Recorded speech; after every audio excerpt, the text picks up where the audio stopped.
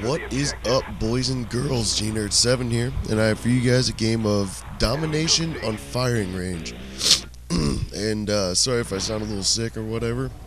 It's probably because I am a little sick. I also pretty much just woke up. So yeah, I kind of realized that I haven't been posting anything for a little while because I've been going through finals and whatnot at school. So yeah, I guess I'm going to use this opportunity to kind of talk about some tips to kind of help people improve. Because I don't know about anybody else, but I spend a lot of time on people's player cards and just kind of like going through their recent games and kind of critiquing what they do wrong and whatnot.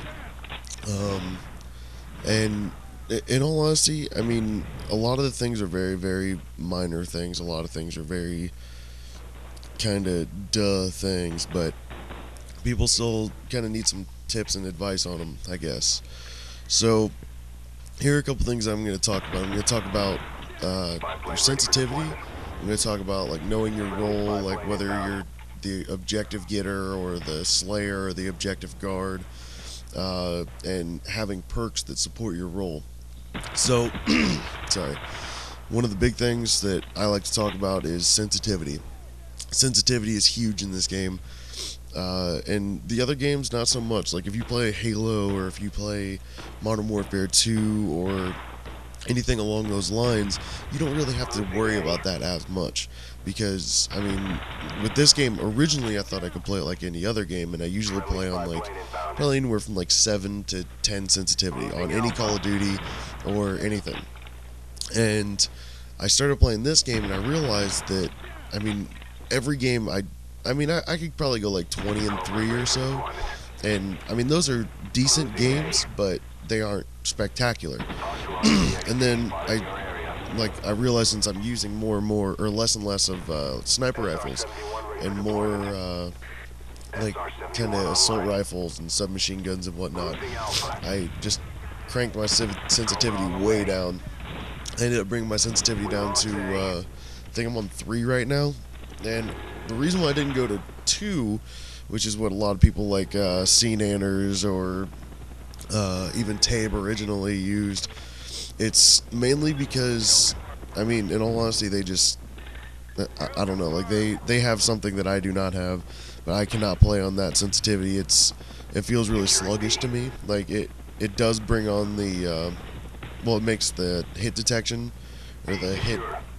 Or snap the target, I guess, is what I'm looking for. It makes the snap the target a little better and whatnot. But I like to play on 3 because I still get a lot more of my mobility without losing that snap the target.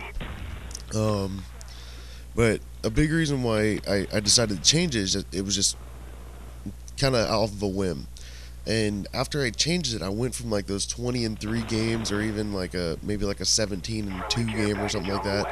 I changed it from that to games like this, where I end up going like 50-80 and under 10-20 deaths. I mean that's pretty much on average, because I think that it helps me think a little bit smarter. And let's just go ahead and jump right into the second thing that I kind of wanted to talk about, which is know your role. With me, I personally feel as if there are 3 main kind of tactics or 3 main positions or roles that you should be utilizing anytime you're playing this game. And if you see that somebody isn't able to fulfill in that role, then you need to be able to be the person to kind of pick up and take over for it. And the very first one, which I tend to see a lot of lacking of, is, I'll call it the objective getter. And what this is it's just the person who basically gets the objectives. If you're playing headquarters, he's the person who goes out to the HQ. If you're playing Dom, he's the person who's capping the flags. If you're playing sabotage, he's the person who gets the bomb. Demo, he's the person who's planning the bomb 9 times out of 10. And then you need, well, and he's probably one of the most, or he or she, I guess I should say, they're one of the most important people to have on your team, because, I mean, like in this game, we kind of originally didn't have the objective getter, so we ended up kind of, well, falling behind quite a bit, because yes, at first we were able to get A and C, which in all honesty is a duh. Like, how could you not get A and C, or A or C? And then after that, it was just a fight for B, and it shouldn't have been like that. Like, if I would have taken my role and I would have gone straight into getting the objective, we probably would have won this game a lot faster. But another thing about the objective getter is they're generally going to be running lower kill streaks. Like, they'll typically be running like a spy plane, a counter spy plane, and maybe like an SR-71 if they get lucky, but for the most part they're going to keep them on the lower ones. They're just going to be helping out the team. And the reason why is because a spy plane not only helps the objective getter because it lets them know where people are coming from, but it also helps the slayer and the objective guard. And then a counter spy plane is probably the most valuable kill streak out of any of them, because with the counter spy plane, I mean, pretty much everybody plays completely different whenever they have a UAV up. So if you have a UAV and then you also have a counter UAV, then the other team's going to be playing completely different, because they're blind, basically. They have to fly completely blind, and it sends a lot of people out of control, and they're completely lost. And those two especially help out the Slayer. And with the Slayer's typically just the guy who's going to be getting a ton of kills. That's his main goal. He's going to go out, he's going to get a ton of kills, and he's going to make it a lot easier for the objective getter to go get the objectives. So with the Slayer, they'll typically be running usually higher kill streaks. Like, the Slayer that I usually run with, he pretty much always runs with a Blackbird. So maybe they'll go like attack helicopter, Blackbird, gunship, or attack helicopter, Blackbird, dogs, just something higher, because he knows he's going to be getting a ton of kills.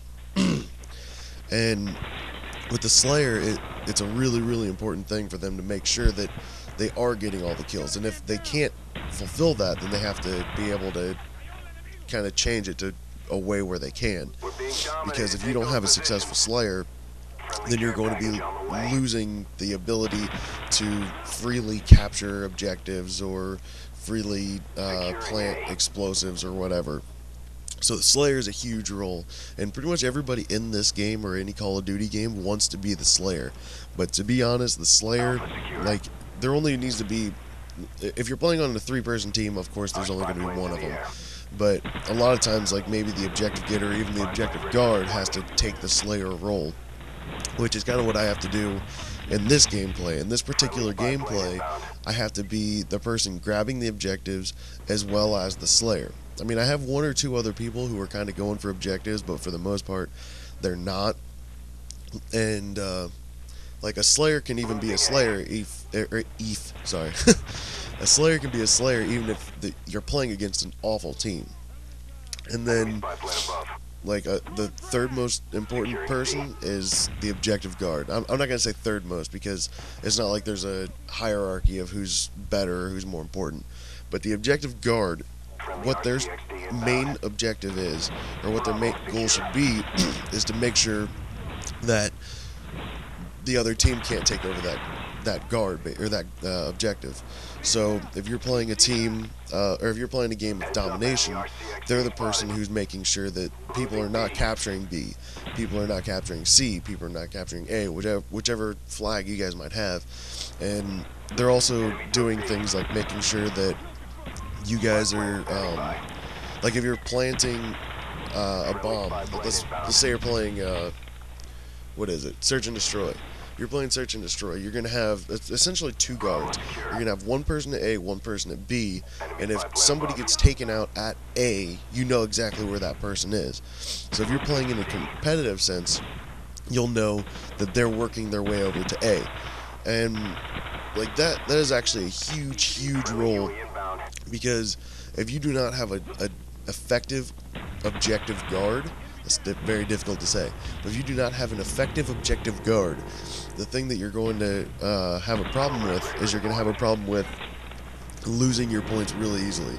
Like, I'm sure almost everybody out there has played a game just by themselves, and they'll play like domination or demolition or anything, and you're just getting basically raped like a beast. And I mean, in all honesty, the whole reason behind that is, sorry, the whole reason behind that is because you don't have an effective objective guard. You end up playing against people who are A, either much better than you, or B, much more organized than you.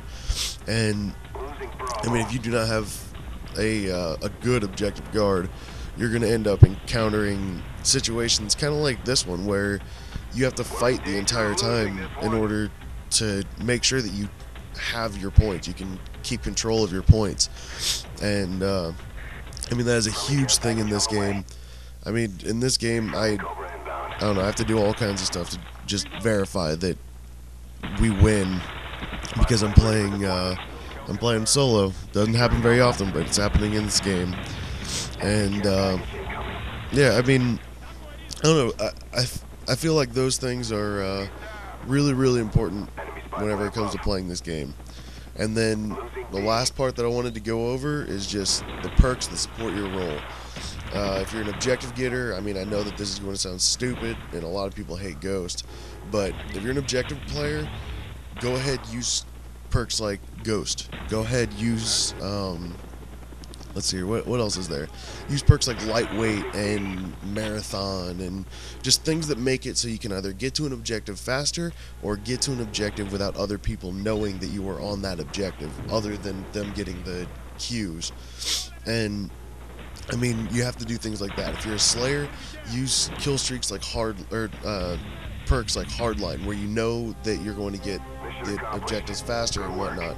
Well, I don't know, I kind of ran out of time, but I'm just going to let you guys know that's game. Please like, rate, and subscribe, and I hope to hear from you again later.